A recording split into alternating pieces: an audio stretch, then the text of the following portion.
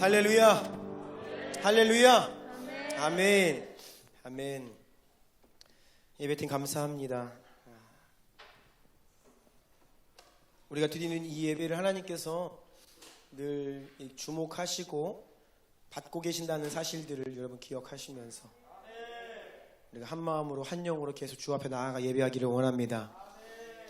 요한계시록 21장입니다. 요한계시록 21장 1절부터 8절까지의 말씀입니다. 요한계시록 21장 1절부터 8절까지의 말씀 한 절씩 교독하기를 원합니다. 제가 먼저 읽겠습니다. 또 내가 새 하늘과 새 땅을 보니 처음 하늘과 처음 땅이 없어졌고 바다도 다시 있지 않더라. 또 내가 보매 거룩한 성 새 예루살렘이 하나님께로부터 하늘에서 내려오니 그 준비한 것이 신부가 남편을 위하여 단장한 것 같더라. 내가 들으니 보좌에서 큰 음성이 나서 이르되 보라 하나님의 장막이 사람들과 함께 있음에 하나님이 그들과 함께 계시리니 그들은 하나님의 백성이 되고 하나님은 친히 그들과 함께 계셔서 모든 눈물을 그 눈에서 닦아주시니 다시는 사망이 없고 애통하는 것이나 곡하는 것이나 아픈 것이 다시 있지 아니하리니 처음 것들이 다 지나갔음이러라. 보좌에 앉으신 이가 이르시되 보라 내가 만물을 새롭게 하노라 하시고 또 이르시되 이 말은 신실하고 참되니 기록하라 하시고 또 내게 말씀하시되 이루었도다. 나는 알파와 오메가요 처음과 마지막이라. 내가 생명수 샘물을 목마른 자에게 값없이 주리니 이기는 자는 이것들을 상속으로 받으리라. 나는 그의 하나님이 되고 그는 내 아들이 되리라. 그러나 두려워하는 자들과 믿지 아니하는 자들과 흉악한 자들과 살인자들과 음행하는 자들과 점술가들과 우상 숭배자들과 거짓말하는 모든 자들은 불과 유황으로 타는 못에 던져지리니 이것이 둘째 사망이라. 아멘. 아멘. 명절 잘 보내셨지요? 네. 낯선 명절 풍경이었습니다. 어디 가지 않고 또 누구 만나지도 않고 또 음식도 별로 안 하고 집에만 있자니 조금 이렇게 어색한 명절이었던 것 같습니다.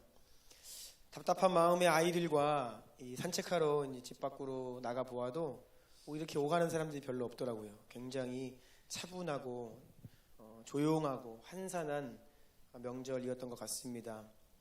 덕분인지는 모르겠지만 여러분들 다 영육간에 깊은 안식을 경험하셨을 줄로 믿습니다. 예, 아멘. 네, 저도 잘 쉬었습니다. 잘 쉬고 좋은 시간을 보냈습니다. 우리 좀 주변에 있는 분들 한번 얼굴 볼까요? 어떻게 얼굴에서 기름기가 좀 보이십니까? 네. 네. 어제 정부가 발표했는데 이제 사회적 거리두기가 2단계로 완화가 되었습니다. 내일부터 적용이 됩니다. 그래서 우리 교회 원하시는 분들은 출석해서 이 오프라인으로 예배 드리실 수 있을 것 같습니다.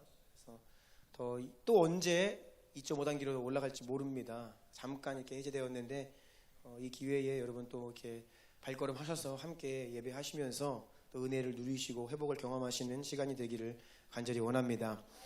오늘은 엔타임 처치 5번째 시간입니다. 제목을 같이 읽어볼까요? 네. 시작. 누가 거룩한 성 새 예루살렘에 들어가기에 합당한가? 누가 거룩한 성 새 예루살렘에 들어가기에 합당한가? 라는 제목으로 말씀을 전하겠습니다. 여러분, 예수님께서 이 땅에 다시 오시기를 간절히 원하십니까? 마라나타라고 하는 이 고백이 정말 여러분의 바람이고 소망입니까? 아멘. 이렇게 질문을 드릴 때에 정말로 그것을 원하고 정말로 그것을 갈망하는지를 물어볼 때에 아마 그렇지 않은 분들도 계실 겁니다. 그래서 저는 이 시간에 하나님의 은총을 간구합니다. 오늘 선포되는 말씀이 여러분의 영을 깨우고 여러분의 영을 터치하고 우리로 하여금 마땅히 하나님의 형상으로 지음받은 우리가 무엇을 위해 살아야 하고 무엇을 마땅히 갈망해야 하는지 그것을 깨닫는 오늘의 이 시간 되시기를 예수님의 이름으로 축원합니다. 왜 우리가 그토록 예수 그리스도의 다시 오심을 고대하는가? 초대교회 때로부터 지금까지 핍박과 고난 속에 있었던 성도들은 왜 그 가운데 마라나타를 외쳤을까? 우리 주나님교회는 왜 지금도 예수님 오심을, 다시 오심을 기대한다라고 이야기하고 주님이 이 땅에 다시 오셔야 모든 문제의 근본적이고 그리고 궁극적인 해결이라고 우리는 이야기하고 있을까? 여러분, 이것들 우리 교회의 존재와도 같은 신앙 고백이고 외침인데 그것에 대해서 진지하게 우리 자신에게 다시 한번 질문을 할 필요가 있습니다.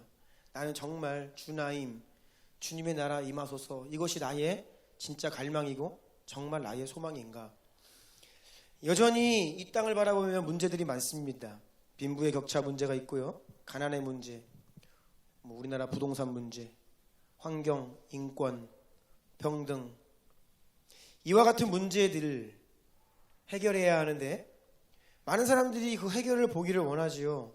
그런데 여러분이 만약 어떤 정당이나 어떤 사람에게서 그 해결책을 찾고 있다라고 한다면 여러분, 죄송하지만 제가 한 가지 확신할 수 있는 것은 결코 여러분은 어떠한 만족할 만한 결과를 얻지 못할 것입니다. 오해는 하지 마십시오.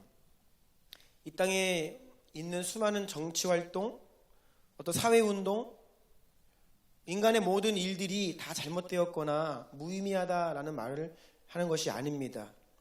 다 나름대로의 가치가 있고 어느 정도의 성과는 거둘 수 있지만 결코 만족할 만한 해결을 보지는 못할 것이다 라는 것을 말씀드리는 것입니다. 이것은 제 의견이나 제 생각이 아닙니다. 성경은 분명히 말합니다. 역사는 더 좋은 세상을 향해 가지 않습니다. 시간이 지날수록 사람들을 마음 가운데 생각하고 행하는 것이 악한 일이고, 그래서 성경은 창조로부터 시간이 지날수록 하나님을 떠나요. 지금도 시간이 지날수록 사람들은 그 마음에 하나님 두기를 싫어합니다. 하나님을 등지고 하나님과 반대 방향으로 가는 것을 좋아해요. 점점 더 노골적으로 하나님을 대적하는 방향성을 가지고 이 인류 역사가 진행되고 있다는 것입니다. 물론 기술은 발전하고 우리의 삶이 더 풍요롭고 편안한 세상이 되기는 하겠지만 영적으로 보자면 하나님의 기준에서 볼 때에는 하나님으로부터 더 멀어지는 방향으로 가고 있다라는 것을 성경이 이야기하고 있습니다. 또 이 땅에 있는 수많은 일들 가운데 하나님께서 행하시는 일이 아닌 이상, 하나님께로부터 와서 하나님이 행하는 일이 아닌 사람의 일 있잖아요. 사람이 계획하고 사람이 무언가 문제를 해결해 보려고 개입을 하는 거예요. 계획을 세우고 힘을 모으고 정치력을 동원하고 단체를 결성하고 뜻을 모아서 어떤 일을 할 때에 사람의 일은 특징이 있습니다. 하나를 얻으면 다른 무언가를 잃어버리게 됩니다. 이것이 사람의 일의 특징이에요. 그래서 딜레마와 같은 속성이 있습니다. 너무나 중요한 거 하나를 얻기 위해서 사람들이 의기투합해서 이것을 얻었어요. 그런데 사람의 일은 또 다른 우리가 관심 갖지 못했던 중요한 가치를 잃어버리게 되어 있습니다. 이것이 사람이 추진하는 일들이 가지고 있는 딜레마입니다. 그래서 오늘날 그리스도인들은 이 편에도 설 수 없고 저 편에도 맘 편히 설 수 없는 이 세상 문제를 바라볼 때 늘 그런 갈등이 우리 안에 있는 거예요. 그것이 하나님께서 명령하신 하나님의 이름으로 진행되는 하나님의 일이 아닌 이상 얻는 것이 있고 잃어버리는 것이 있다. 그래서 그리스도인들의 딜레마가 여기 있는 것입니다. 예를 들자면 인권 문제가 그렇습니다. 인권은 너무나 중요합니다. 사람들에게 왜 인권이 중요합니까? 물어보면 사람들이 근본적인 답을 할 수 없습니다. 이것은 유일하게 신앙적인 가치 안에서 이야기할 수 있는데, 인권이 중요한 이유는 사람이 하나님의 형상으로 창조되었기 때문입니다. 아멘이십니까? 사람은 태어나면서부터 하나님의 형상으로 창조되어 태어났기 때문에 모든 사람은 나이 상관없이, 출신, 배경, 장애가 있거나 없거나 상관없이 그 어떤 누구도 차별을 받아서는 안 된다. 이것이 하나님께서 말씀하신 인권입니다. 그래서 성차별 안 됩니다. 그리고 인종차별도 안 됩니다. 하지만 오늘날 이 인권하며 운동하고 있는 인권운동 단체들을 보십시오. 정당들을 보십시오. 그 앞에 선봉에 서서 인권을 외치는 사람들을 보십시오. 굉장히 모순이 많습니다. 우리나라에서 인권운동 앞장서는 사람들이 북한 인권에는 제일 관심 없어요. 거의 북한은 온 국민이, 주민들이 다 김정은의 이 볼모가 되어서 여행도 제대로 못하고 이사도 못하고, 여러분 말도 제대로 못하고 기본적인 인권을 침해당하면서 평생을 살아갑니다. 대한민국에 있는 강아지만도 못한 그런 권리를 누리며 살 거예요. 먹는 음식도 그렇고 이 추운 겨울에 그들의 삶을 보면요, 처참하게 인권에 짓밟힌당하고 있습니다. 그런데 대한민국에서 인권 하는 사람들 북한 인권에 대해서 입다뭅니다. 말하지 않아요. 굉장히 큰 모순이지요. 자기들 나름대로의 기준을 가지고 한쪽에서는 이렇게 뭐 인권을 위해서 하는 것 같지만 또 다른 무언가를 외면하고 있고 잃어버리고 있어요. 뿐만이 아닙니다. 거의 공통적으로 저는 인권운동하는 단체와 정당과 사람들에게서 그들은 인권이란 이름으로 동성애자들의 인권이다라고 하면서 결국 동성애 합법화의 길을 계속 추진하고 있고, 또 여성의 인권 너무나 중요합니다. 여성의 인권 중요합니다. 그런데 여성의 인권이란 이름으로 낙태 합법화의 길을 걷고 그것을 추진하는, 그러니까 이런 것들까지도 포괄적으로 함께 인권이란 이름으로 추진을 하고 있다는 거예요. 여기에 그리스도인들의 딜레마가 있는 것입니다. 성경은 인권이 중요하다라고 이야기하고 있지만 이 세상에서 사람이 일으킨 인권운동은 무언가 장애우, 가난한 자, 연약한 자의 인권을 도와주는 것처럼 보이지만 또 다른 한편에서는 우리가 결코 지지할 수 없고 결코 함께할 수 없는 그러한 잘못된 인권 함께 추진하고 있다는 거예요. 그래서 우리가 이걸 지지하자니 또 지지하지 않자니 여러 가지 이 공격들과 이 딜레마가 있는 것이죠. 이것은 하나의 예일 뿐입니다. 이 세상의 모든 정치 그리고 운동들, 이와 같이 부분적으로 보면 그들이 포커스하는 그 부분을 보면 가치 있어 보이지만 필연 복음의 기준으로 보면 우리가 동의할 수 없는, 함께할 수 없는 요소들을 가지고 있습니다. 그래서 여러분, 결코 교회가 아닌 어떤 정당이나 집단, 이 세상의 운동을 절대화하면 안 됩니다. 절대화하면 안 돼요. 어떤 사람에게, 정당에게 유토피아적인 기대를 하지 마십시오. 그것은 잘못된 기대입니다. 젊은이들 무슨 누구 대통령이 되면 좋은 나라가 될 것 같아요? 그렇지 않아요. 제가 경험해 본 바, 어떤 분이 돼도 그렇게 이렇게 획기적인 일 잘 안 일어나고, 또 어떤 분이 돼도 나라가 쉽게 망하지는 않습니다. 네. 제가 볼 때 우리나라의 지금 이 진보 정치인들 그 누구보다 좀 이게 뛰어났던 분, 김대중 대통령, 노무현 대통령. 그분들이 우리나라 대통령이 됐다고 우리나라가 좋은 나라가 되고 큰 진보를 이루지 않았어요. 나름대로 좋은 나라 만들겠다라고 열심히 하신 거는 같은데 잃어버린 거 많습니다. 잃어버린 거 많아요. 여러분, 절대로 사람에게 기대를 하지 마십시오. 그 누구도 이 땅의 문제를 근본적으로 해결할 수 있는 사람은 단 한 사람도 없습니다. 어떤 운동도 그것을 온전히 회복시켜 줄 수는 없어요. 그런 날은 오지 않습니다. 요즘 근데 교회 안을 보면 하나님 나라의 운동이다 라고 하면서 이 기독교 그룹 안에서도 세상의 진보 정치 운동과 거의 비슷한 흐름들이 있습니다. 이걸 보면 목사님들이 하는 운동인데 이걸 제가 보고 있으면 이게 세상 진보 정당이 하는 일인지 교회가 하는 건지 분간이 잘 안 되는 그런 경우도 있고요. 또 반대편에는 구국기도 운동이다 그러면서 이것도 뭐 세상 보수 정치 운동이랑 거의 흡사한 이 양극단이 있습니다. 여러분, 이게 복음인지 진보 정치인지, 이게 복음인지 보수 정치인지 헷갈리시면 그 둘 다 아니에요. 둘 다 틀린 것입니다. 다 잘못된 기대와 잘못된 소망으로. 왜 교회가 어느 정당을 지지하죠? 왜 교회가 어느 한 사람을 지지하죠? 분명히 그 사람을 지지했을 때 그 사람을 통해 우리가 얻고 이룰 수 있는 것도 있지만 그 사람 때문에, 그 정당 때문에 우리가 잃어버릴 것도 있다는 거예요. 그래서 교회는 예수님의 이름으로는 하나님께서 일으키시고 하나님께서 추진하시는 하나님 나라의 정말 참된 운동에만 우리가 지지하고 우리가 가담해야지, 이 세상 정치 운동을 교회가 교회의 이름으로 해서는 안 됩니다. 그런데 지금 이것들이 너무나 혼탁해요. 그래서 사람들이, 성도들과 교회들이 굉장히 분별력을 상실하고 무엇이 맞는 건지 잘 헷갈리고 영적인 세계에 대해서 무지해지는 많은 현상들을 보고 있습니다. 여러분, 사랑하는 주나님교회 성도 여러분, 우리가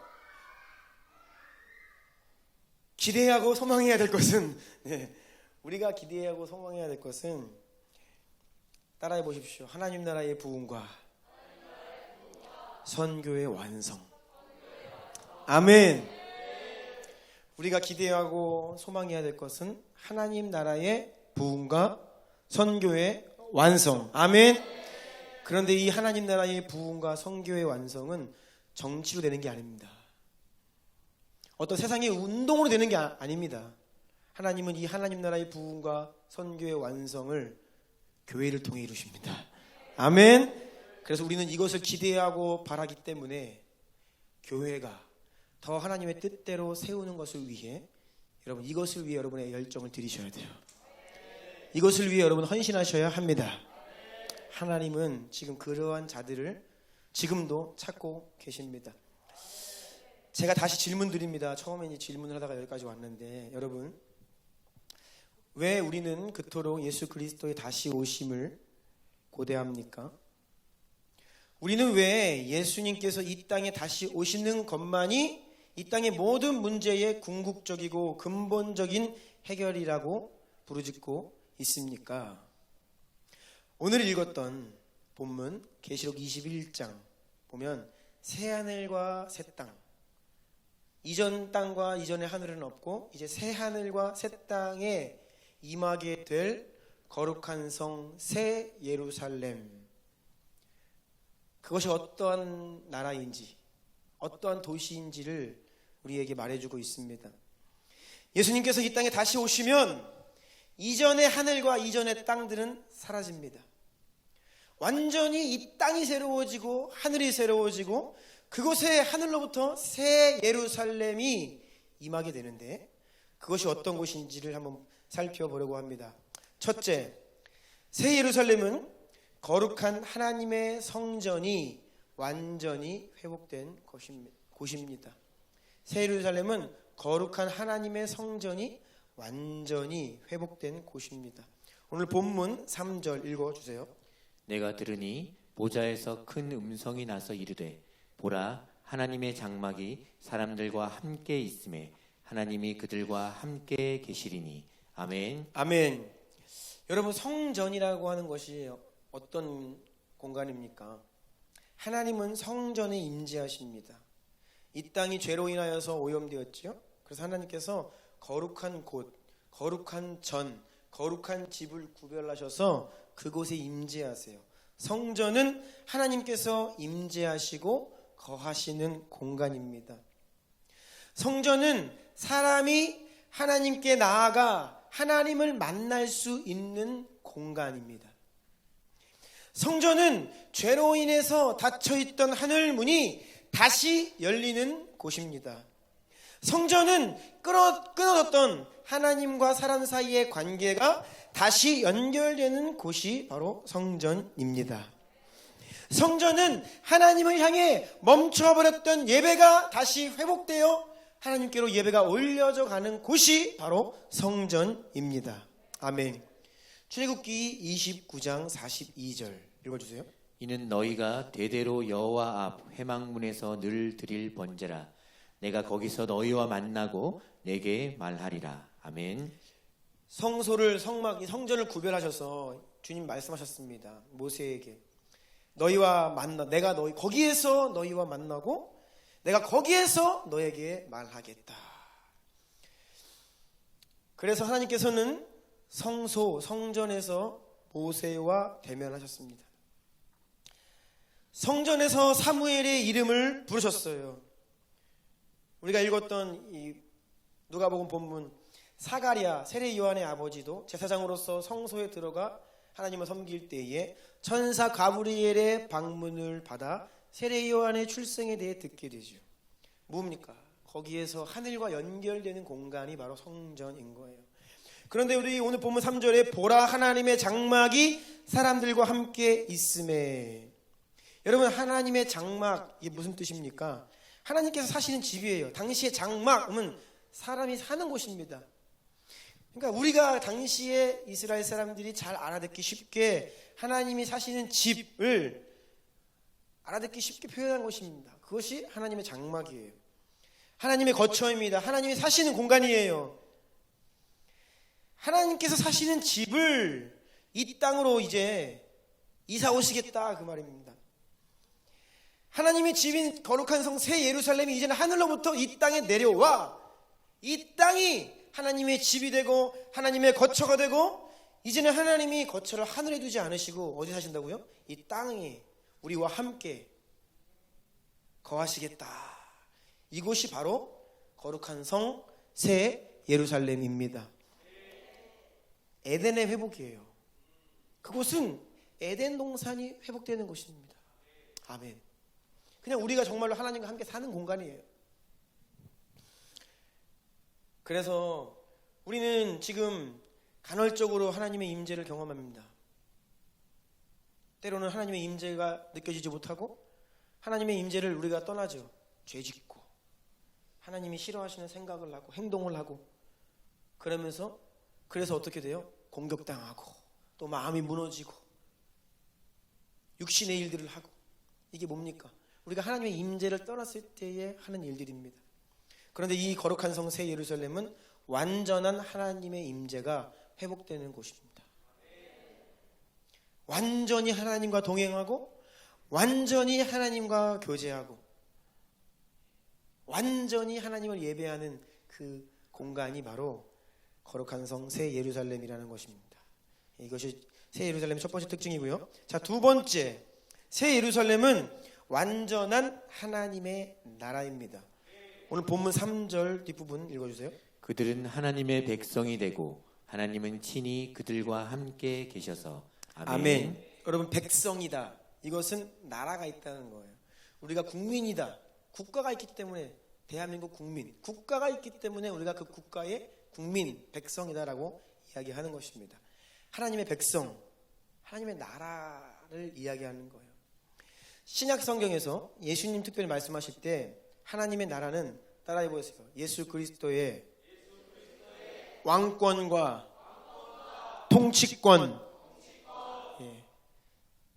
왕권과 통치권을 예수님은 하나님의 나라라고 말씀하셨는데, 마태복음 12장 28절 다 같이 읽어볼까요? 시작. 그러나 내가 하나님의 성령을 힘입어 귀신을 쫓아내는 것이면 하나님의 나라가 이미 너희에게 임하였느니라. 아멘. 예수 그리스도의 그 능력이 역사하여서 이 땅에서 본래 이 왕노릇하고 있었던 사탄의 권세가 예수의 이름으로 박살이 나는 거예요. 쫓겨가고 두려워 벌벌 떠나가고, 그러면 그곳에 하나님의 나라가 이미 임했다라고 예수님 말씀하신 것입니다. 저와 여러분, 우리가 교회가 성도들이 예수 그리스도의 통치를 받으면, 통치를 받는 게 뭐예요? 예수님께 순종하는 거죠. 그러면 저와 여러분 우리 가운데 하나님의 나라가 임하는 것입니다. 이게 예수님 말씀하신 하나님 나라의 개념이에요. 왕권과 통치권. 그래서 여러분이 어디를 가든지 예수 이름의 능력과 권세를 가지고 가서 예수 이름의 능력과 권세로 영혼들을 구원하고 치유하고 그것을 묶고 있던 악한 영의 권세를 내쫓아버리고, 그러면 우리의 가정에 하나님의 나라가 임하는 거예요. 여러분의 일터에 하나님의 나라가 임하고 우리의 관계 가운데 하나님의 나라가 임하는 것입니다. 그런데 이것은 부분적인 하나님 나라의 개념이에요. 완전히 온 것이 아닙니다. 우리가 또 정신 못 차리면 또 까딱 잘못하면 또 주님 예수님을 따라가는 것이 아니라 원수가 거짓말하면 막 그거 따라가고 그게 맞나 봐 막 그러면서 어디에다가 머리를 숙여요? 사탄한테. 그러면서 뭐예요? 죄 짓고. 또 뭐예요? 육신으로 막 싸우고 정말로 막 잡아먹을 듯이 막 물어뜯고.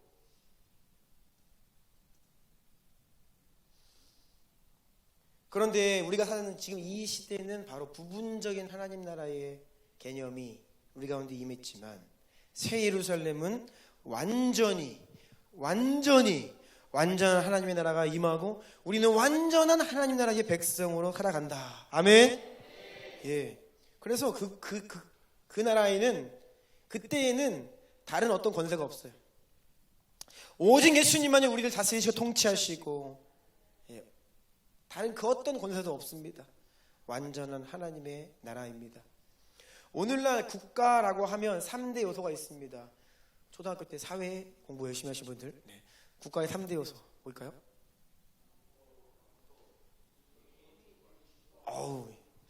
다들 초등학교 졸업하셨습니다.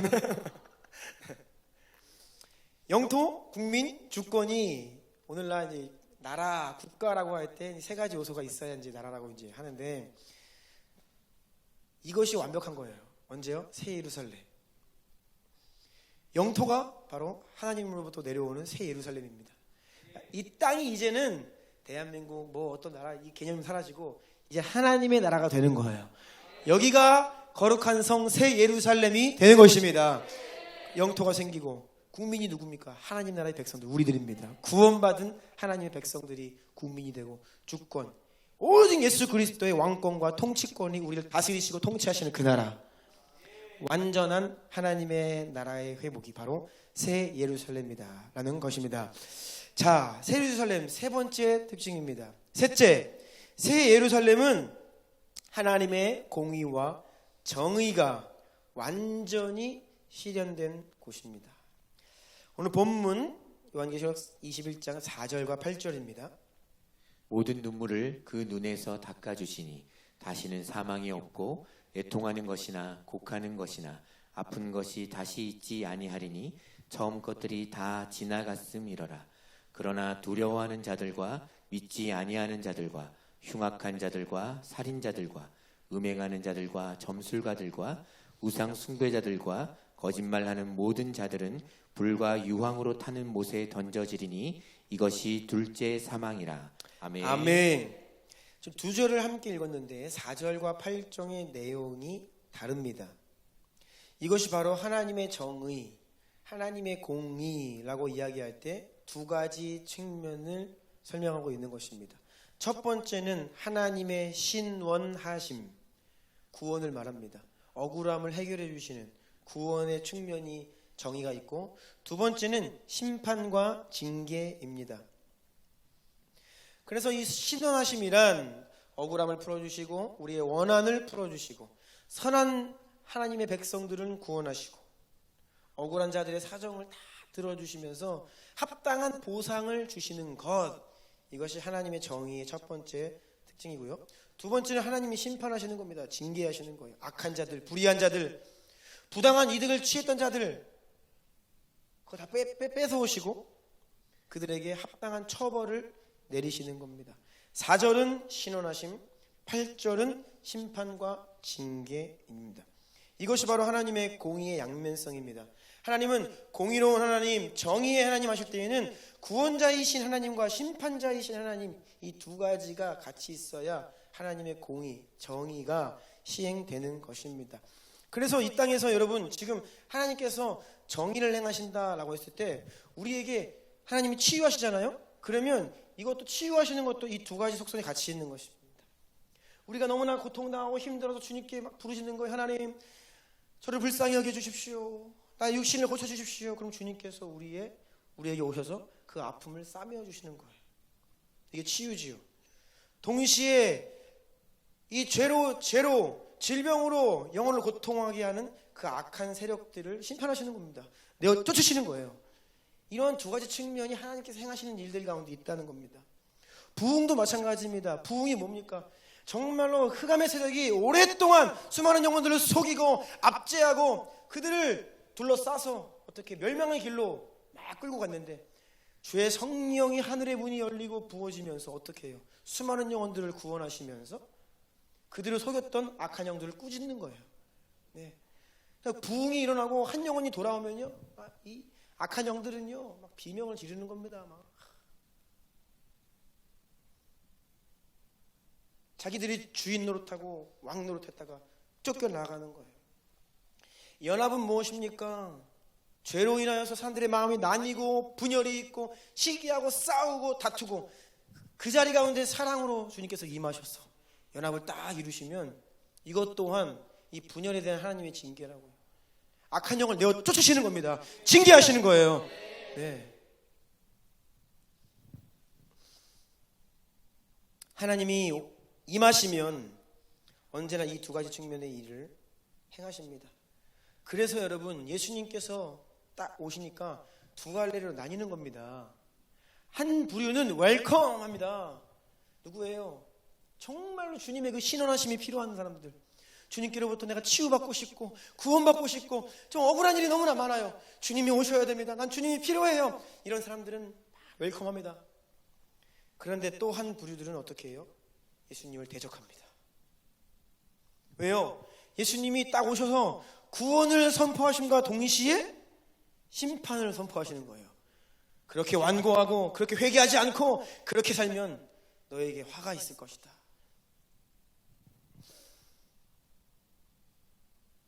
그래서 여러분 우리가 주님을 제대로 만나잖아요. 그러면 회개가 일어납니다. 왜요? 예수님이 오셨는데 회개하지 않으면 회개하지 않은 사람들은 결국 멸망의 길로 가는 거예요. 예수님이 오셨을 때에 회개하고 돌이키고 그 앞에 무릎을 꿇으면 구원이 있는 것입니다. 그러니까 성령의 역사가 있고 주님이 임하시면요 우리 가운데 회개가 일어나야 되는 거예요. 아멘. 주의 백성들은 회개가 있어요. 그런데 여러분 언제나 예수님 때도 그랬고 지난 부흥의 역사를 거슬러 올라가면 항상 그 가운데 회개하고 통해 자복하며 구원을 받고 주님의 위로를 받는 사람들이 있던 반면에 그것을 악랄하게 방해하고 거부하고 거절했던 사람들도 있다는 것을 여러분 기억하십시오. 부흥의 때에는 다 구원받는 게 아닙니다. 갈리는 거예요. 갈리는 겁니다. 드러나는 거예요. 그 마음의 중심이 이제는 드러나는 것입니다. 그래서 겸손히 엎드려 회개하는 사람들은 주님께서 구원하시고 그렇지 않은 하나님을 거절하는 사람들도 있다는 거예요.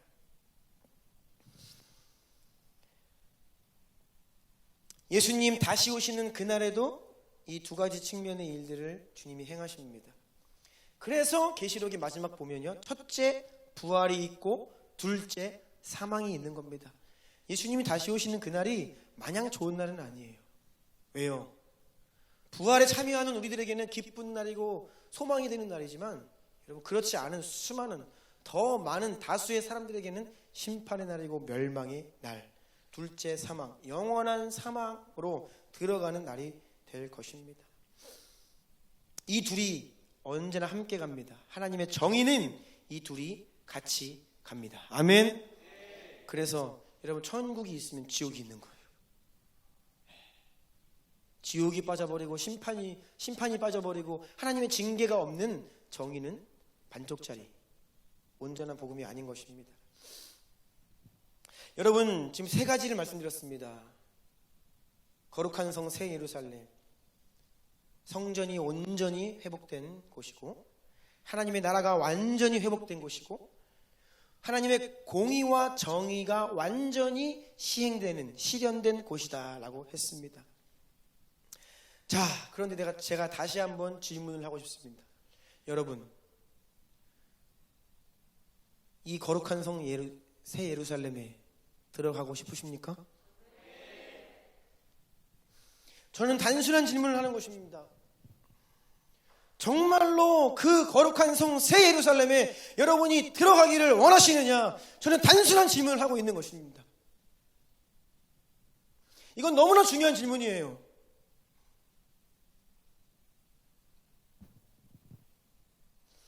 예수님 믿는 이유가 안 믿으면 지옥 간다고 하니까, 안 믿으면 불 가운데 유황불 속에서 영원토록 고통받는다고 하니까 그런 고통은 당하지 마야지, 너무 무서우니까. 그래서 예수님을 믿는다면, 물론 그 지옥은 실제이고 사실이기는 합니다만, 우리가 예수님을 믿는 이유가 지옥을 피하려는 마음이라면 무언가 잘못된 신앙생활을 하고 있는 겁니다. 지옥 형벌을 피하고자 하는 마음보다 너무나 아름답고 너무나 복된 하나님 나라에 들어가고자 하는 소망이 더 커야 됩니다. 아멘. 지옥 가기 싫어서 예수님 믿어요. 이것보다 나는 우리 주님과 함께 완전한 하나님의 나라, 완전한 하나님의 임재가, 하나님이 나와 함께 거하시는 그곳, 하나님의 정의와 공의가 완전히 시행되는 그곳에서 나는 주님과 함께 영원토록 살고 싶습니다. 이 열망과 소망이 훨씬 커야 한다는 것입니다. 아멘. 이 땅에서 나름 잘 나가는 사람들이 있습니다. 성공한 사람들이 있어요. 그들이 무엇을 원합니까? 오래 살기를 원합니다. 그래서 운동도 열심히 하고 좋은 거 많이 먹고 몸 관리하고 건강 관리하고 뭐예요? 좀 더 살고 싶은 거예요. 물론 저와 여러분들도 오래 살아야 됩니다. 그래야 주님의 일을 감당합니다. 이 땅에서 잘 나가는 사람들 오래 살기 원해요. 그런데 단순히 오래 살기 원한다라는 것은 대한민국에서 잘 나가는 사람들이고요. 지금 전 세계에서 특정 상위 집단들은 단순히 오래 살기 원치 않습니다. 그들은 영원히 살기 원합니다. 그래서 이러한 프로젝트가 지금 다 진행되고 있어요. 제가 여러 차례 말씀드렸죠. 그래서 AI, 이제 생체공학 이런 모든 것들 다 동원해서, 바이오 테크놀로지 동원해서 자신들의 생각과 그들이 말하는 자기의 혼을 완전히 그냥 이식해서 영원히 살고자 하는 그런 프로젝트가 지금 진행되고 있고,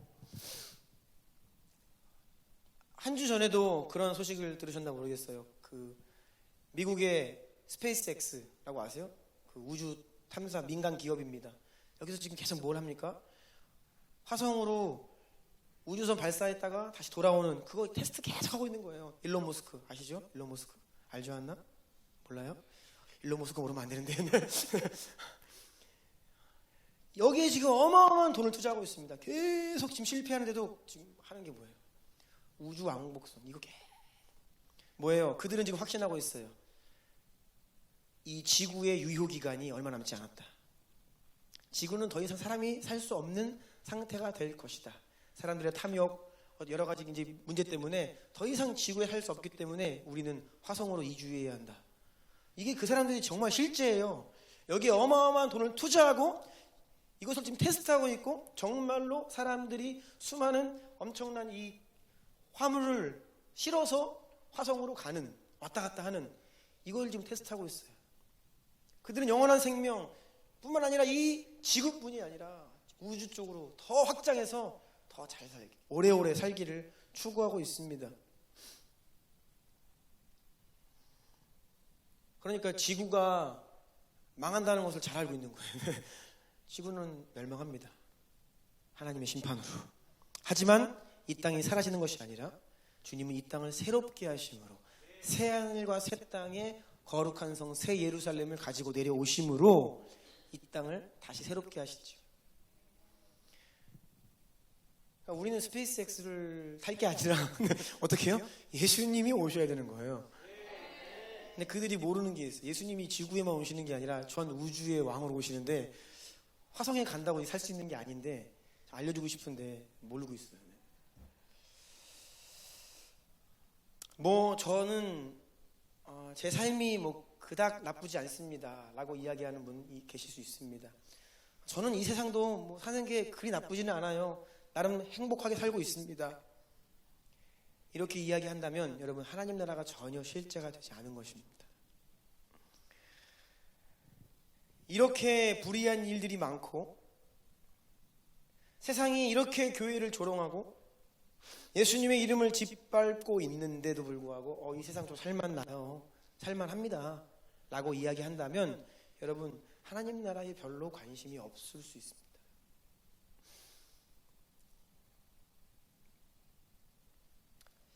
제가 어제 좀 면밀히 통계를 살펴보았습니다. 코로나 확진자, 어제까지 몇 명이었나, 어떻게 걸렸나, 통계를 쭉 이제 살펴보았어요.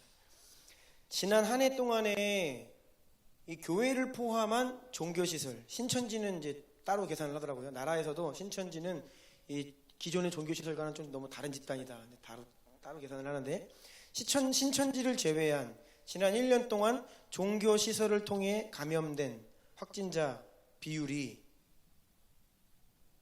6.7%입니다. 6.7%. 최근 올해 들어와서 좀 많이 좀 생겼죠. 포함해도 8% 수준입니다. 9%를 넘지 않아요. 그런데 국민들에게 인식 조사를 한 겁니다. 물어보는 거예요. 교회에서 코로나 발생하는 비율 어느 정도 된다고 생각하세요? 사람들의 인식을 조사했더니 44%가 교회에서 나왔다, 이렇게 생각한 거예요. 사람들이, 국민들이. 여러분, 실제 팩트는 8%인데 사람들은 40% 이상이 교회에서 나왔다고 생각을 한다는 거예요. 이게 뭐가 문제입니까?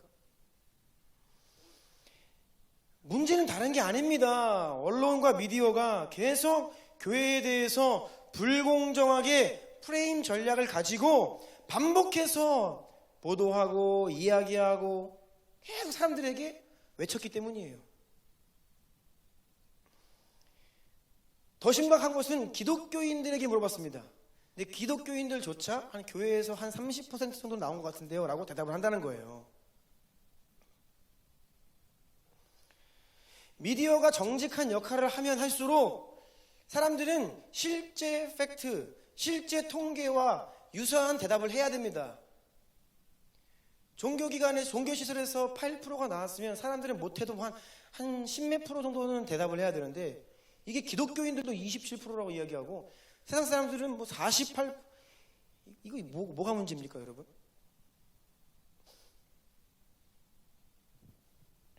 이 실제 팩트와 사람들의 인식 차이를 보면 이게 바로 선동입니다. 선동을 당한 거예요. 그래서 교회가 사실 저는 여러분 지금 우리 교회 성도님들이니까 제가 이렇게 말씀드리는 겁니다. 알겠죠? 혹시 유튜브에 들어오셔서 제 설교 들으시는 그리스도인이 아닌 분이 계시지는 않겠지만 혹시 그런 분들 계시면 죄송합니다. 제가 교회 밖에 있는 분들께 이런 말씀 드리는 건 아니고요. 저희 성도님들께 이런 말씀 드리는 거예요.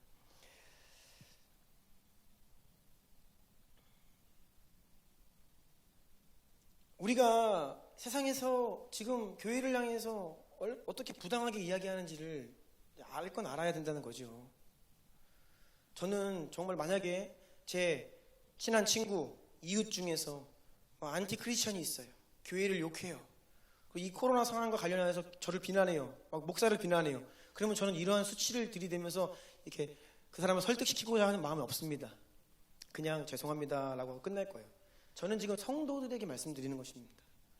세상이 계속 그러한 프레임을 가지고 교회를 향해 떠들어대고 부당한 보도들을 할 때에 우리가 무엇이 진짜고 가짜인지, 무엇가 잘못되어 있는지 알아야 되는데 성도들조차 몰라요. 같이 교회를 비난하고 같이 돌을 들고 교회를 향해 던지고, 그리고 몇몇 또 목사님들이나 뭐 교단이나 교회에서 세상을 향해서 지금 교회를 향해 너무 부당하게 이야기합니다 라고 이야기하면 지지는 못할 망정, 기도는 못해줄 망정, 오히려 대래 성도들이 욕해. 그런 목사님들을 다 용기 없어가지고 말도 못하고 있을 때 한두 분이 용기 있게 이야기를 하면 기도를 해줘야죠. 왜 욕을 합니까?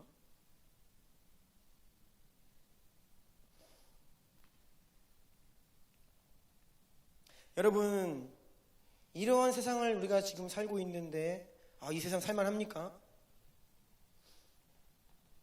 정말 살기 좋은 세상입니까? 그렇지 않죠. 반대로 여러분들 가운데 나는 살기 힘들어요 라고 말씀하시는 분들 계시다면 그 이유는 무엇입니까? 무엇 때문에 새로운 세상이 와야 한다라고 생각하고 계십니까?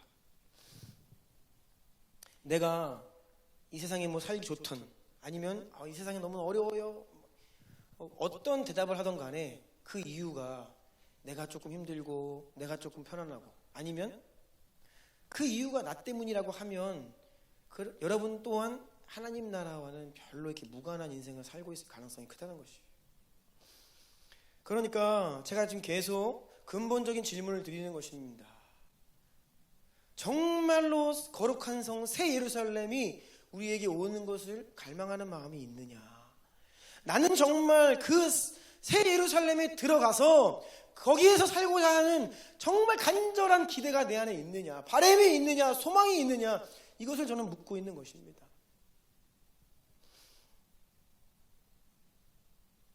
이것이 없기 때문에 하나님 나라가 먼 나라 이야기인 거예요. 뭐 선교의 완성, 예수님의 다시 오심, 뭐 그날이 뭐 오기를 별로 기대하지 않는데 이것이 실제가 될 수가 있겠습니까?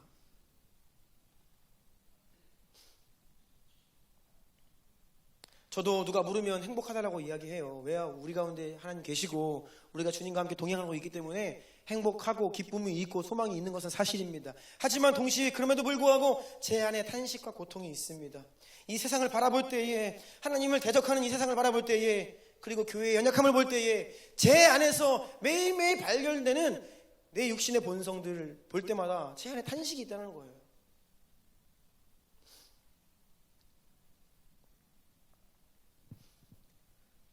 거룩한 성 새 예루살렘은 하나님의 임재가 완전히 회복된 곳이라고 했죠. 왜 그 거룩한 성 새 예루살렘이 기대가 안 되냐? 우리가 오늘 여기에서 하나님의 임재가 뭔지 모르는 거예요. 오늘 예배 가운데 하나님의 임재가 뭔지 모르고 경험되지 않는데, 그게 뭔지 모르는데 그게 뭐 온전히 회복되는 그 나라 나와 무슨 상관? 그게 뭐 얼마나 큰 기쁨이야? 다 추상적인 이야기가 되는 거예요. 내가 오늘 여기에서 하나님의 임재를 맛보아 알지 못하기 때문에 우리는 다시 오실 예수를 갈망하지 못한다는 것입니다. 시편 84편 10절입니다. 주의 궁정에서의 한 날이 다른 곳에서의 첫날보다 나은즉 악인의 장막에 사는 것보다 내 하나님의 성전 문지기로 있는 것이 좋사오니. 아멘. 아멘. 우리가 하나님의 임재를 맛보아 알고 하나님의 임재를 경험한다면 그 임재 가운데, 온전한 하나님의 임재 가운데 살아가는 하루가 이 세상에서의 첫날보다 훨씬 좋다라는 고백을 할 수 있는 거예요. 아멘.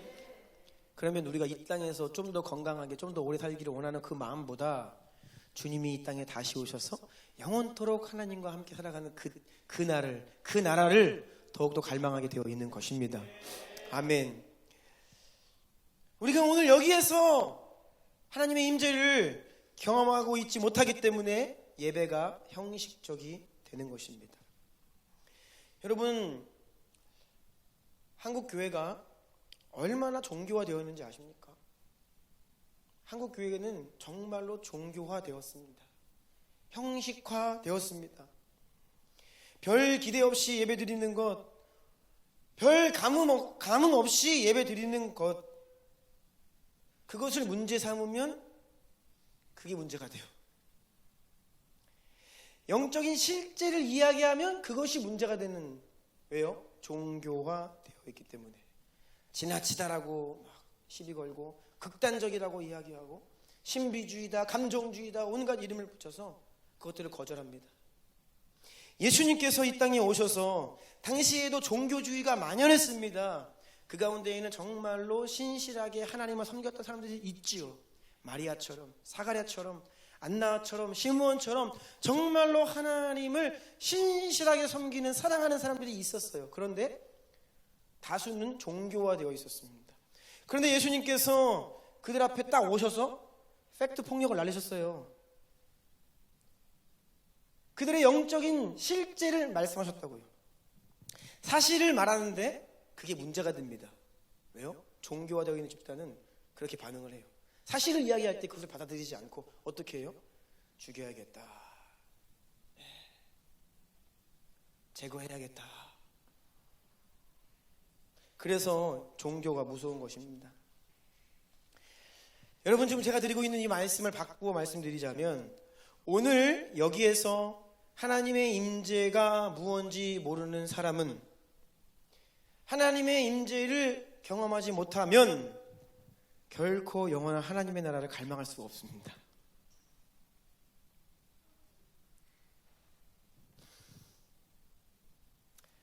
아무리 주님의 이름이 조롱을 당하고 교회가 세상으로부터 공격을 아무리 당해도 애통해하지 않는 사람은 뭐예요? 왜 애통합니까? 하나님께 정의를 요청하는 거예요. 하나님, 우리가 부당한 대우를 당합니다. 이 땅에 불의함이 많습니다. 사람들이 우리를 오해합니다. 하나님, 정의, 하나님께서 이 땅에 정의를, 공의를 행하여 주십시오. 이 외침이 애통하는 마음인데, 지금 오늘날 교회의 현실을 보고 세상을 바라보면서도 이 애통해야 하는 마음이 없는 성도들은 결코 주님의 다시 오심을 기대할 수가 없어요. 당장의 억울한 문제도 하나님께 호소하지 못하고, 당장의 불의함 가운데 하나님의 정의를 요청하지 않은 인생이 어떻게 이 땅 가운데 하나님의 정의를 요청할 수 있겠습니까? 어떻게 이 땅 가운데 완전한 하나님의 공의와 정의가 이루어지는 것을 기대하며 꿈꿀 수가 있겠어요?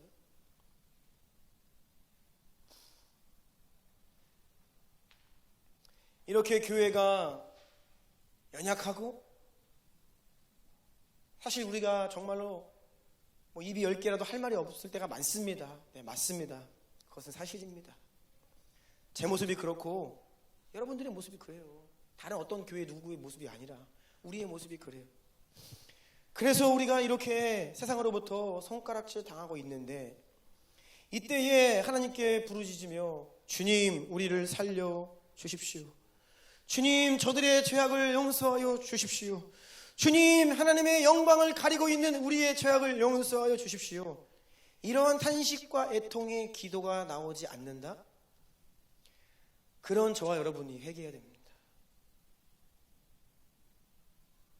우리가 회개해야 되는 거예요.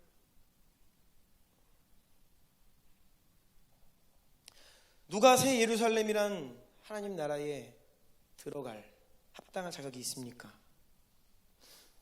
그것은 새 예루살렘을 갈망하는 자들입니다. 아멘. 여러분, 저는 지금 교리를 이야기하는 게 아니에요. 이게 성경에서 말하는 진실입니다. 새 예루살렘을 갈망하지 않는 자는 거기에 들어갈 합당한 자격이 없어요.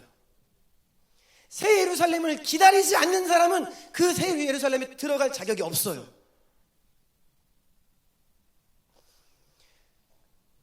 그날을 꿈꾸지 않는 사람은 그 도시에 들어갈 자격이 없습니다. 왜냐하면 하나님은 언제나 하나님의 약속을 믿고 꿈꾸고 바라고 갈망하는 자들에게 그 약속을 이루셨지, 별로 관심 없고 그러나 말거나 이런 태도 하나님의 약속을 이루시지 않습니다. 돌려보내시죠. 정말로 하나님의 약속을 믿는 자들은 그것을 갈망하고 꿈꾸고 기대하게 되어 있습니다. 그러면 다시 질문을 드리는 거예요. 여러분이 새 예루살렘에 들어가기를 갈망하는 마음이 없다면 여러분 뭘 믿고 있는 겁니까? 무엇을 믿으며 살아가는 거예요? 무엇을 소망합니까?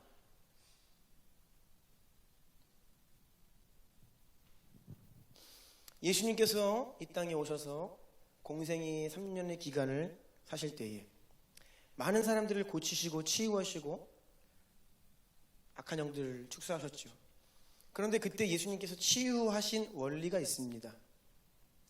주님은 언제나 물어보십니다. 그 마음의 중심을 물어보세요. 내가 능히 이 일을 할 줄 네가 정말 믿냐? 물어보세요. 너 정말 믿어? 물어보십니다. 믿음 없는 자에게 행하지 않습니다. 한번 딱 물어보시는 거예요. 마음의 중심이 뭐가 있는지. 너가 정말 낫고자 하느냐? 물어보십니다. 네, 제가 낫고자 합니다. 네, 제가 눈을 뜨기 원합니다. 네, 제가 일어나기 원합니다. 이러한 말을 듣기를 원하시는 거예요. 두 맹인에게 예수님께서 이렇게 말씀하셨어요. 너희에게 무엇을 하여 주기를 원하느냐? 그들이 말했습니다. 주여, 보기를 원하나이다. 보기를 원하나이다. 그들은 보기를 열망했어요. 갈망했어요. 그리고 예수님을 믿었습니다. 믿고 원하고 갈망하는 자들의 눈을 뜨게 하신 거예요. 아멘. 12회를 혈루증으로 앓던 여인이 왜 예수님께 나아갔습니까? 예수님의 옷자락을 만지면 내가 치유될 것을 믿고 꿈꾸고 기대하고 갈망하면서 예수님께 나아간 것입니다. 그리고 손을 내밀어 주님의 옷자락을 만진 것이에요. 그는 그것을 믿고 구했고 갈망했어요. 그렇기 때문에 따라 내 믿음이 너를 구원했다.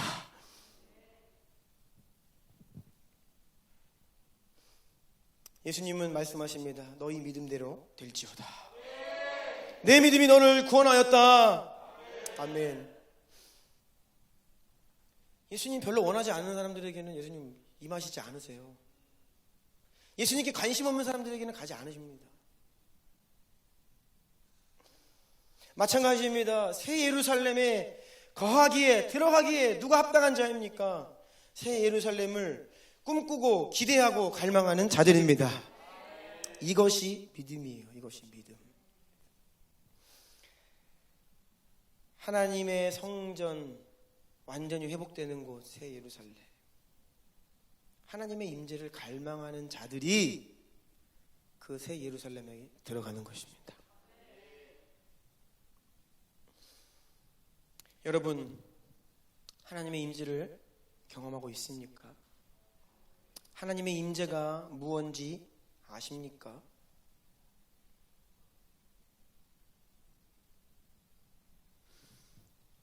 아담과 하와가 죄를 짓습니다. 어떻게 하죠? 하나님의 낯을 피해 숨어요. 사람은 죄를 지으면 하나님을 멀리하게 되어 있어요.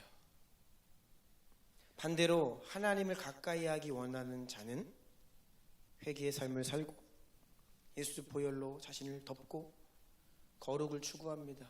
왜요? 하나님이 거하실 만한 성전이 되기 원하기 때문이에요. 여러분, 누가 교회를 떠나는지 아십니까? 사람은 죄를 지으면 교회를 떠납니다. 물론 우리가 다 죄인이지요. 그런데 심각한 죄를 짓잖아요. 그러면 회개하고 돌아오든지 교회를 떠나든지 그래요. 사람은요, 죄를 지으면서 하나님 앞에 나올 수 없어요. 하나님을 멀리하게 되어 있습니다. 죄를 지으면.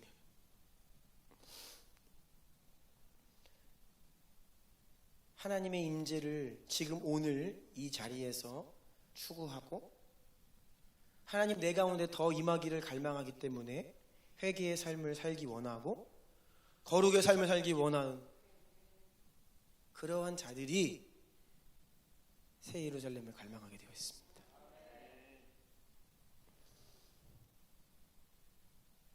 지금 오늘 여기에서 예수 그리스도의 통치를 원하는 자들, 예수님 왕으로 내 인생 가운데 찾아오셔서 내가 예수님께 순종하며 무릎 꿇고 살고 싶습니다. 주여 나를 다스리소서. 주여 제가 순종하겠습니다. 주님의 뜻대로 사는 것이 나의 바람입니다. 이러한 고백을 하는 사람이 새 예루살렘을 갈망할 수 있는 거예요.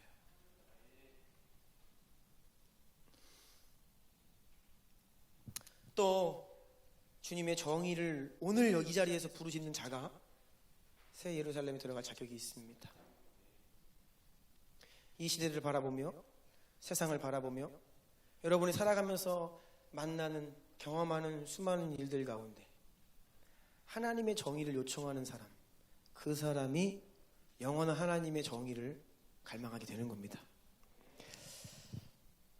한 말씀만 더 읽겠습니다. 누가복음 18장 7절 8절. 하물며 하나님께서 그 밤낮 부르짖는 택하신 자들의 원한을 풀어주지 아니하시겠느냐? 그들에게 오래 참으시겠느냐? 내가 너희에게 이르노니 속히 그 원한을 풀어주시리라. 그러나 인자가 올 때에 세상에서 믿음을 보겠느냐 하시니라.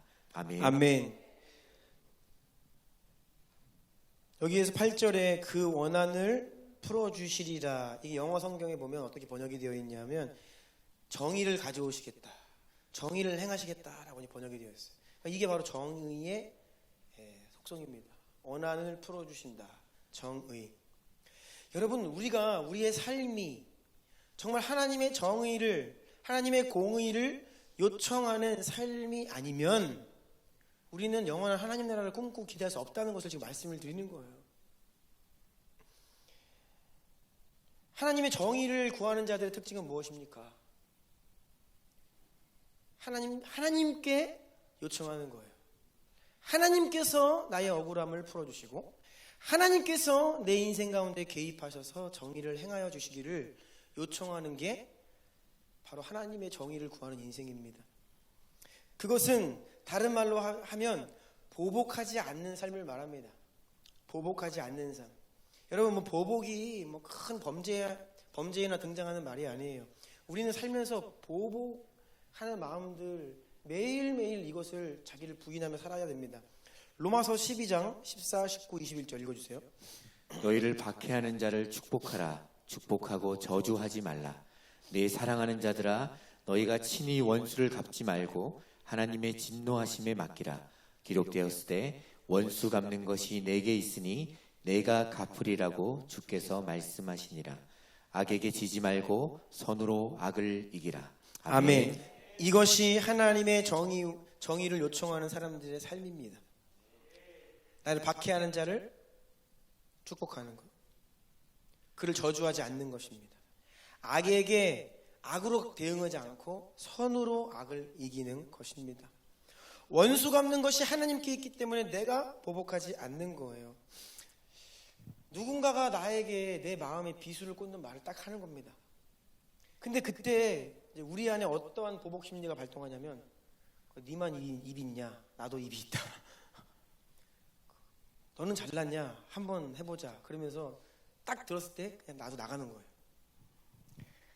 이게 보복입니다. 이게 원수 갖는 것입니다. 내가 듣기에 상당히 귀에 거슬리고 억울하고 불편한 말을 들었을 때에 그것을 맞받아치는 거예요. 누군가에게 한 방을 얻어맞으면 네가 나를 바보로 알아? 너도 한번 맞아봐라. 기회를 보다가 날리는 겁니다.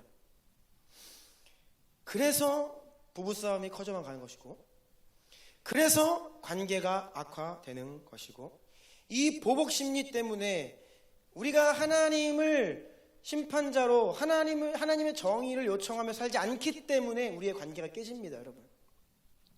그래서 불편한 관계가 생기는 거예요. 내가 악으로 악을 갚지 않고 선으로 악을 이기고 그 영혼을 축복하잖아요. 관계는 깨지지 않아요.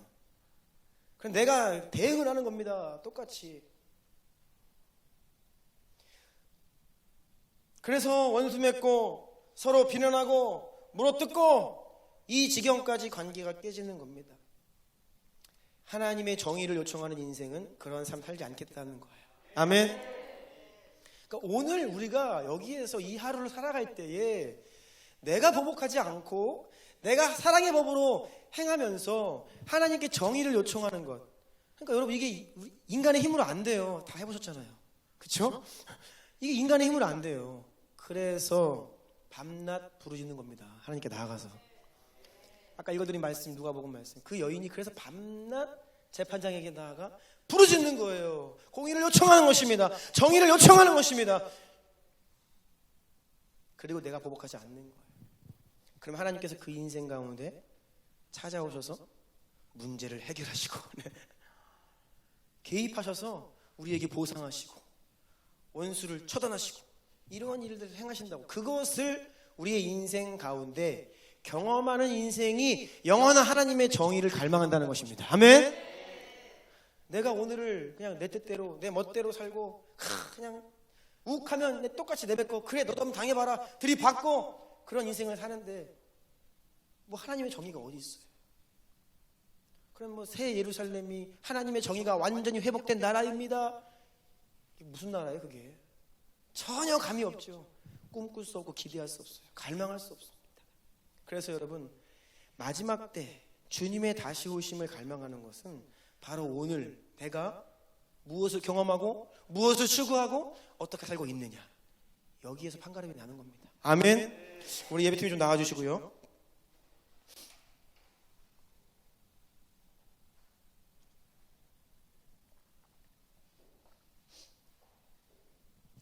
저는 한 주 동안에 우리 사랑하는 주나인 성도님들께 요청드리고 싶습니다.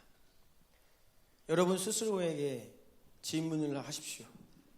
나는 새 예루살렘을 정말 갈망하고 있는가?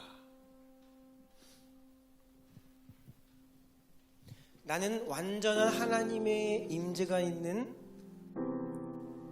그날을 기다리고 있는가? 내가 정말 예수님만 왕으로 모시고 예수님께만 통치받는 그 나라를 꿈꾸고 있는가?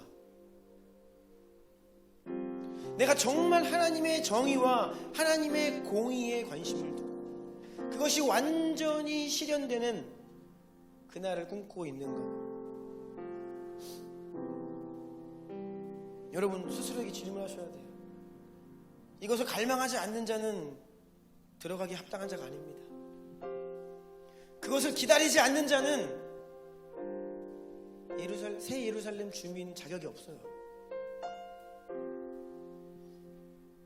오늘 우리의 삶 가운데에서 하나님의 임재, 예수 그리스도의 왕권, 하나님의 정의, 여기에 관심이 없다라고 하면 여전히 우리가 아무리 주나임 주나임 외치고 마라나타를 외치고 마지막 때가 어떻고 뭐 코로나가 뭐 어떻고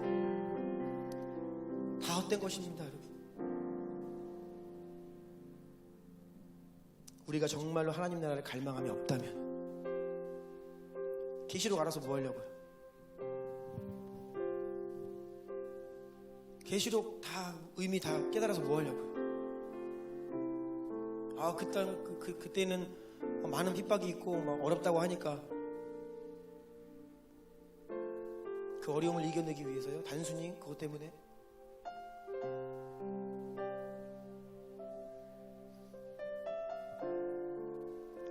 하나님 나라의 유업은 그것을 믿고 갈망하고 추구해온 자들의 것입니다. 예수님이 딱 오신다고 없던 갈망이 생겨나는 게 아닙니다, 여러분. 뭐 이전에는 전혀 그렇지 않은데 예수님 딱 오시니까 갑자기 막 내가 변화되고, 아니요. 우리가 이 코로나가 정말로 길어지고 있죠. 1년이 넘어가고 있습니다. 제가 코로나를 지나면서 한 가지 깨달은 것이 있습니다. 코로나 시대가 오기 전에 갈망하지 않았던 사람은 이 난리 한복판을 하나님께서 일으키셔도 갈망하는 마음이 없더라고요. 그냥 사람들은 이전에 내가 가던 길 그냥 계속 가더라고요.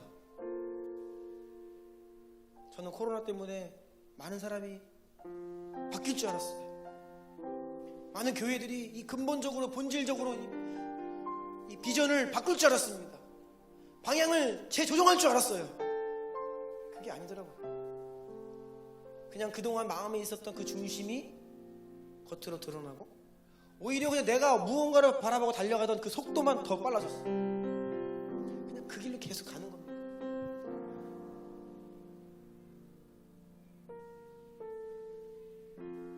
그래서 이 영적인 세계에서 부익부 빈익빈이 일어나는 겁니다. 어떤 사람은 지난 1년 동안에 정말로 큰 하나님의 사랑과 은총을 경험하고 돌파를 경험하며 정말 값진 한 해를 보냈던 반면에 또 어떤 사람들은 그냥 또 모르겠어요. 주일날 교회 안 오니까 좋다, 편하다, 그렇게 생각하는 분도 계실지 모르겠습니다. 그럼에도 제가 바라고 기대하고 주님께 간구하는 것은, 하나님, 우리 주나임 교회 가운데 한 분의 성도도 한 명이라도 더 방향을 전환하게 해주십시오.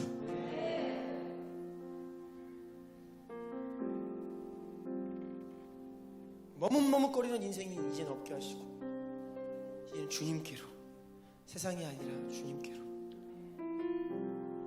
이러한 은총이 우리 주나임 교회 가운데 부어지기를 원합니다. 같이 기도할 겁니다. 여러분, 세 가지입니다. 하나님의 임재, 새 예루살렘, 하나님의 임재의 완성입니다. 하나님의 나라 통치권의 왕권의 회복입니다. 그리고 하나님의 정의의 온전한 실현입니다. 이 세 가지 여러분 오늘 내가 여기에서 원하고 있는가, 경험하고 있는가, 그것을 추구하고 있는가, 이것이 새 예루살렘 성에 들어갈 하나님 나라 백성의 자격이라는 것입니다. 하나님의 임재, 하나님의 왕권, 하나님의 정의, 이 세 가지를 가지고 여러분들 질문해 보세요. 나는 정말 이것에 관심이 있는가? 여러분 죄송하지만 이 관심이 없으면 어떻게 해야 됩니까? 하나님께 기도하셔야 돼요. 주님, 정말 내 안에 갈망하는 마음을 주십시오. 주님, 내 영을 깨우사, 나를 깨우사, 잠자는 내 영을 깨우사, 내가 하나님 나라에 관심을 갖게 하시고 하나님 나라를 꿈꾸게 하시고 하나님을 갈망하게 하시고, 주님께서 다시 오신다 말씀하시면 이것을 꿈꾸고 기대하라 말씀하시는데 정말로 제가 주의 백성 살아가야겠습니다. 주님, 제 안에 이러한 근본적인 갈망을 일으켜 주십시오. 우리 이러한 마음으로 한번 주여 세 번 부르고 간절히 여러분 자신을 위해, 여러분 자신을 위해, 여러분 자신을 위해 주여 세 번 부르고 기도합니다. 주여, 주여, 주여. 오직 내 갈망. 하나님, 우리의 마음의 중심이 어디를 향해 있습니까? 우리의 마음의 중심이 어디를 향해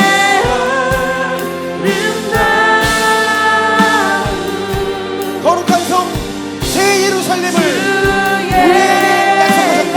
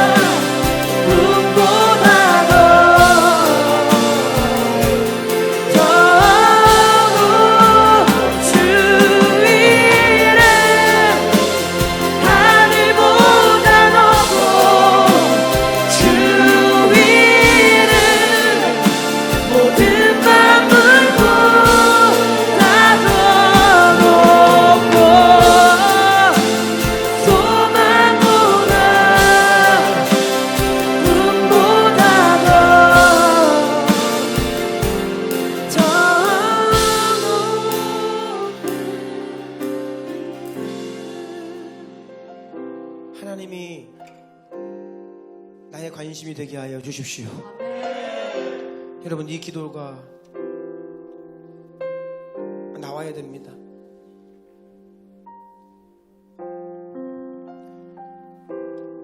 여러분의 인생의 주요 이슈가 하나님이어야 해요.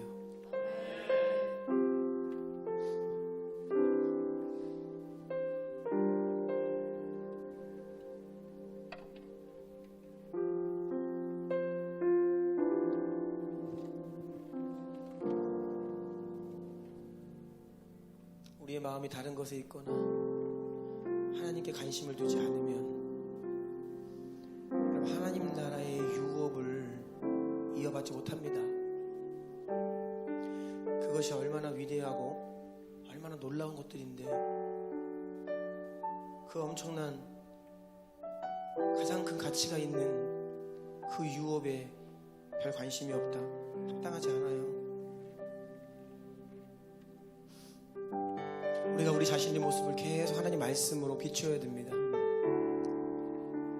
나는 주님께서 나를 따르라 말씀하시면서 정말 주님을 따르는 제자가 될 것인가? 나는 제자로 가고 있는가? 아니면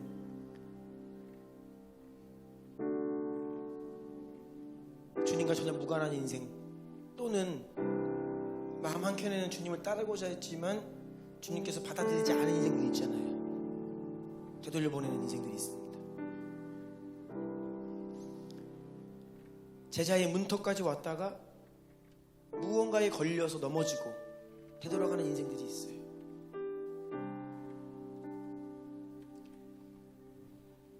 여러분 마음의 중심, 정말 여러분의 진짜 관심은 무엇입니까?